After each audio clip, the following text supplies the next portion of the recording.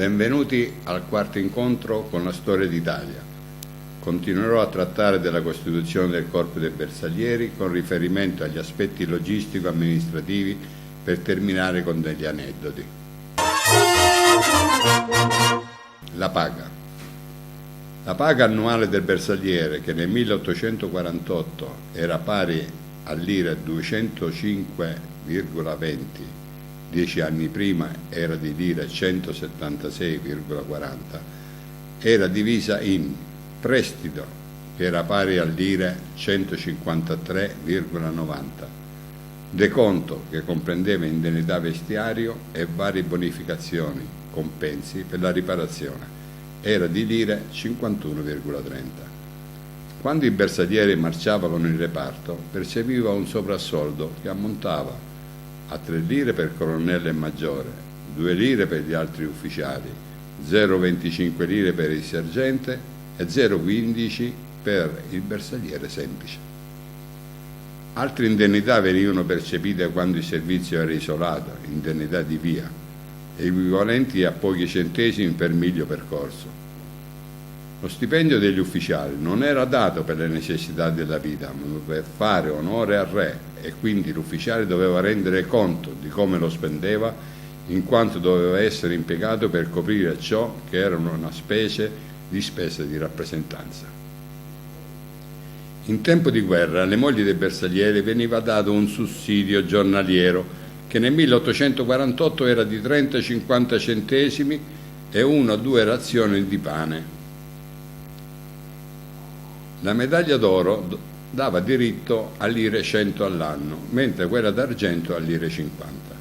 A titolo di curiosità, una lira del 1861 avrebbe avuto il valore nel 2001, prima dell'entrata in vigore dell'euro, di 7.302 lire. Certamente il valore di acquisto era differente. L'alloggio e il vitto. Dalla fondazione del corpo esisteva la giacitura a solo, e cioè un letto in ferro alto 52 cm da terra, ripiegabile a metà, dotato di tela con corde, di materasso, di un capezzale di lana, di 2 lenzuola di tela e di una trapunta di traliccio bianco turchino imbottita di filacce di moresca. Quest'ultima poteva essere sostituita da una coperta di lana, detta catalogna, ma soprannominata branda, nome che più tardi fu dato al letto. Ogni letto aveva una cassapanca in cui il bersagliere metteva il corredo e il pane. Egli aveva a disposizione 5 uncini per appendere copricapo, scarpe, giberna e gavetta. Quando il reparto era in marcia, ogni comune era obbligato a fornire l'alloggio con paglia a terra e legna per il rancio. Il comune poteva alloggiare i bersaglieri presso gli abitanti ai quali venivano corrisposti 2 centesimi per piazza alloggio, esclusi i primi 3 giorni. Nel 1837 furono istituite le mense ad economia per i bassi ufficiali, i sergenti, che prima di allora mangiavano presso i vivandieri, che praticavano un prezzo modico. Il caporale del bersagliere avevano 2 pasti al giorno, alle 9 e alle 16. Il pasto era costituito da 153 grammi di carne, 153 grammi di pane da zuppa, 153 grammi di pasto riso, 15 grammi di condimento, la razione di pane bianco senza crusca, erbaggi e sale. Ogni anno i bersaglieri ricevevano 90 razioni di vino, ognuna di 36 decilitri. I gradi. Alla costituzione del corpo i gradi bassi erano i seguenti: soldato, sottocaporale, caporale, caporale maggiore, sergente, sergente furiere, furiere maggiore. Ogni anno un bassufficiale, sergente, poteva essere promosso sottotenente e fare poi la sua carriera, come è avvenuto per Giuseppe Silvestro Vaira, che si concedò da tenente colonnello. Le licenze erano di 60 giorni l'anno per i capitani, 40 per i subalterni. Per i bersaglieri semplici, con fermo di 8 anni, la licenza era di 3 mesi l'anno. Neanche in licenza era consentito l'uso dell'abito civile. I gradi bassi per sposarsi dovevano chiedere il permesso al comandante. Gli ufficiali per ammogliarsi dovevano chiedere il permesso al re e la sposa doveva avere una certa dote. Le punizioni erano sospensione temporanea del grado, invio ai reparti di disciplina dove erano in vigore le bastonate delle verghe abolite nel 1848, pane e acqua, crottone, cella, con ferri lunghi o corti. Le malattie. Per i ricoveri in ospedale i bersaglieri perdevano l'intera paga, i sergenti 2/3, gli ufficiali dovevano pagare l'ospedale, il subalterno lire 1,50, il capitano 2 lire al giorno, ne riceveva circa 7 al giorno. Assistenza spirituale. Era svolta dai cappellani detti elemosinieri, i quali erano divisi in 2 categorie, la prima detta del servizio attivo e la seconda del servizio locale. I cappellani del reggimento furono assimilati al grado di capitano. Quale contrassegno del loro servizio portavano al cappello un cordone rosso e attorno al collo un cordone sempre rosso dal quale pendeva una croce d'oro. I cappellani militari, fra l'altro, erano incaricati di vigilare che si osservasse il precetto del digiuno, cui i bersaglieri, come le altre truppe, erano di massima obbligati nei giorni prescritti. Le varie fonti consultate sono discordanti sulla designazione del primo cappellano dei bersaglieri, ma la maggior parte di esse tendono ad identificare il loro primo assistente spirituale nel sacerdote Faustino da Cotroilo, che fu assegnato al corpo l'8 agosto 1849.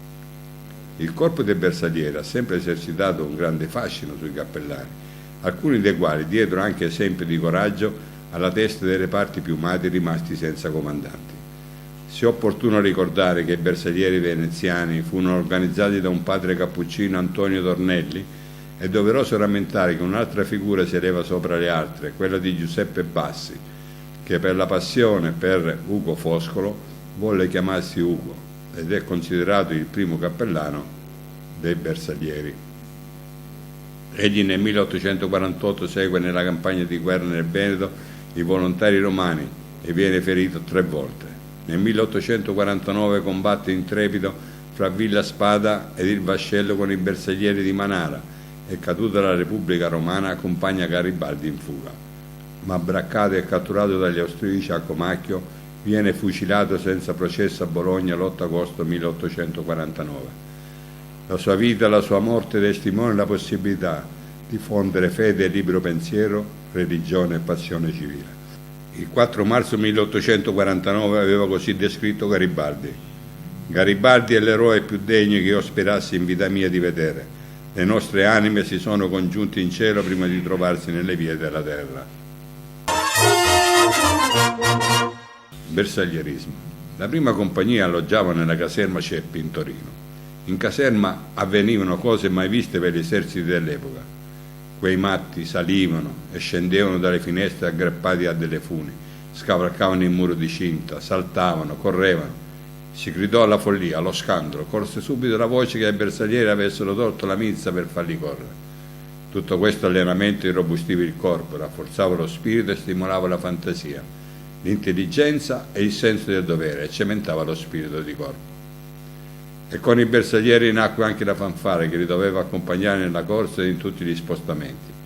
Per questo ogni compagnia aveva un caporale e 13 bersaglieri trombettieri, i quali una volta che furono costituiti i battaglioni si riunivano e componevano la fanfara di battaglione. Per la gioia di vivere, per l'arditezza, per lo spirito agonistico e di corpo, ben presto gli italiani si riconobbero nei bersaglieri, così il loro nome entrò nel frasario popolare. Bersaglieresco, passo da bersagliere alla bersagliera, bersaglierismo, al quale in particolare l'enciclopedia Treccani dà questo significato. Termine usato talora per definire un comportamento ritenuto tipico dei bersaglieri, caratterizzato cioè da arditezza e generosità non disgiunta da una certa spavalderia. Stupinigi. La leggenda attribuisce alla Marmora la prima bersaglierata della storia del corpo. Egli infatti un giorno con la prima compagnia rende gli onori al sovrano che stava trasferendosi da Torino alla sua residenza di Stupinigi, a circa 12 km dalla città. Al suo arrivo il re trovò una compagnia di bersaglieri che lo attendeva sul presentatario. La carrozza si ferma e il re, stupito e contrariato, si rivolge verso la Marmora.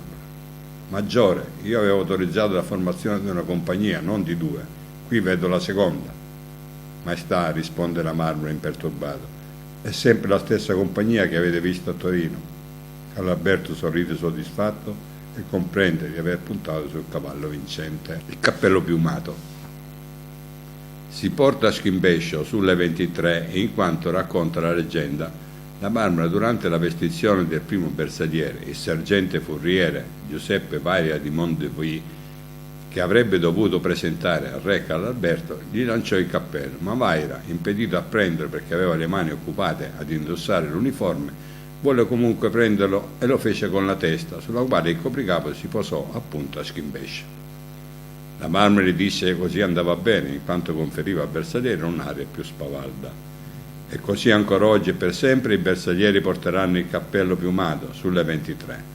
Esso è espressione senza macchia, emblema per eccellenza del corpo, un simbolo secondo solo al tricolore.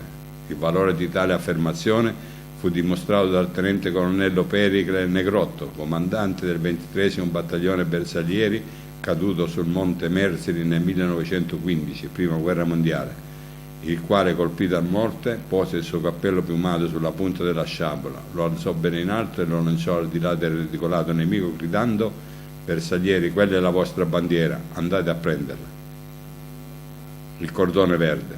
Gli austriaci definivano i bersaglieri banditi degni della forca e promettevano che qualora li avessero fatti prigionieri li avrebbero impiccati con il loro stesso cordone. I bersaglieri rispondevano che avrebbero agevolato loro il compito passandoci sopra del sapone per far scorrere meglio il nodo scorsoio. Il colore nero dei guanti. Sui guanti neri nacquero delle dicerie messe in giro da denigratori per invidia, i quali asserivano che i bersaglieri portavano i guanti neri perché avevano perso non si sa quale bandiera nel 1849. Tale affermazione è falsa, in quanto i bersaglieri non ebbero mai un'insegna sino al 1920, quando ai reggimenti fu assegnato il labaro, mentre la bandiera, di formato ridotto in quanto offriva meno resistenza al vento nella corsa, fu loro assegnata solo nel 1938. Il Fez. La leggenda, anche in questo caso, racconta che esso è un ideale dono fatto ai bersaglieri dalle zuavi francesi per ringraziarli per aver loro evitato una sconfitta sicura in un combattimento contro i russi avvenuto in Crimea. Il grido Hip Hip Urrà. Il generale inglese Raglan, che aveva visto combattere i bersaglieri in Crimea e ne era rimasto entusiasticamente stupefatto, come ricompensa collettiva al valore li fece salutare dai suoi soldati al loro grido di guerra Hip Hip Hip Urrà, che in seguito fu adottato anche dai bersaglieri, ma non come grido di guerra, ma come espressione di gioia e di esultanza. L'abilità di tiro. Durante un'esercitazione di tiro di un reparto bersaglieri, la Marmora in silenzio si avviò verso i bersagli camminando lungo un bastione laterale alle postazioni di tiro. Il direttore del tiro lo vide, sudò freddo e urlò: «Cessate il fuoco!». La Marmora, indispettito ed irritato, gridò in dialetto piemontese: «No, caffase, né cessate il fuoco! Bersagliere da poco, se invece di colpire bersaglia colpisce me». Questo senza dubbio è una bravata che non si addice ad un comandante responsabile, ma tale era il suo carattere. Non perdeva occasione per infondere quello spirito e quel senso del rischio che sono i canoni dell'azione dei bersaglieri. Ha così termine il quarto incontro con la storia d'Italia.